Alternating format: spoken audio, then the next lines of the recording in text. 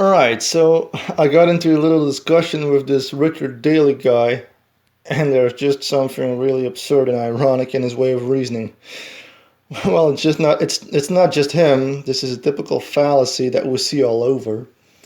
People justifying life and saying that we have to accept all the bad, all the suffering, all the negativity, yet they continue having babies, thereby increasing the chance to create more negativity, and at the same time still complaining about negativity, mostly about anti-nihilists, which is considered to be negative according to them. Anyway, so this is what Richard Daly says in response to my reactions. I accept that you exists and that you are allowed to exist doesn't mean I have to agree. I can still criticize certain ideologies. And then the next one, I don't have to accept things if I don't want to. There are a lot of things in this world I don't accept. What do I do? Say nothing? Is that your answer? Just because you accept suffering exists doesn't mean you can't speak out against it. I accept anti-nihilist ideology exists. Just because I accept the suffering ideology of anti-nihilists doesn't mean I can't criticize it. So let me repeat that last phrase. I accept anti-nihilist ideology. Just because I accept the suffering ideology of anti-nihilist doesn't mean I can't criticize it. Now this is weird logic. On the one hand, he accepts the existence of anti-natalism. He does not explicitly say that he wants anti-natalism to come to an end. But on the other hand, he keeps criticizing anti-natalism. Now what's the point of criticizing something? Why do you criticize something? Why do you disagree with something? Isn't it because you want to change something, or that you think it's unacceptable, or that you think it should be otherwise, or that you want to stop something because you think it's bad? I mean, why criticize something if you allow it to be just the way it is? That's just blatantly stupid.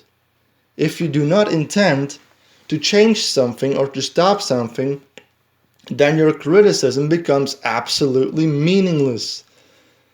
Now, as we learn from life, most of the things we criticize continue to exist forever. All of the things that we find unacceptable continue to exist. And there is only one reason why it continues to exist. Because we continue to give birth to the things that we find unacceptable. And because we are too fucking stupid to figure that out. You know the saying, a donkey doesn't bump against the same stone twice, which means that it would be very stupid to make the same mistake twice. Well, humanity has been making the same mistake over and over and over and over and over and over and over and over again. We have been bumping against the same stone millions of times.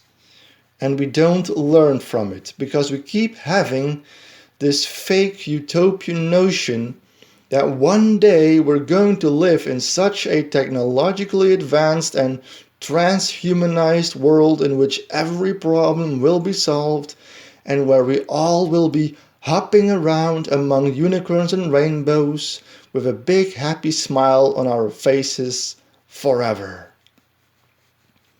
A world without problems is impossible. A world without unacceptable stuff is impossible. One of the main reasons why we are so driven to live life is to attack stuff that we find unacceptable and to solve problems.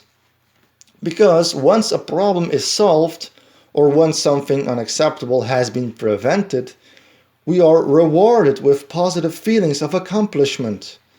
That's the moment when we feel important, when we feel altruistic, because we have solved a problem. But of course, we can only be altruists when there exists a problem in the first place. So we need to provide us with problems so that we can solve them and call ourselves altruists. Likewise, happiness can only exist when we can make people happy who are not that happy. So in a perfect world without problems and without negativity, it actually will be impossible to have positive feelings, because negative feelings are required to be solved so that we can experience positive feelings afterwards. And that's why this utopian notion is a bullshit argument. Utopia is impossible. So instead, what we continue to do is providing ourselves with problems by giving birth to new people who can cause problems.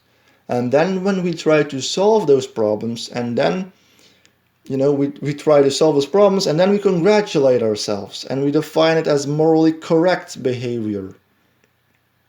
But of course, we are always left with unsolved problems, problems which we continue to complain about and which we continue to find unacceptable. Yet we are too stupid to figure out that we keep creating the problems that we find unacceptable. So in this way, there exists no logical way to defend and to justify your own criticism towards whatever, if you keep accepting and creating the same things that you are criticizing. It makes no fucking sense.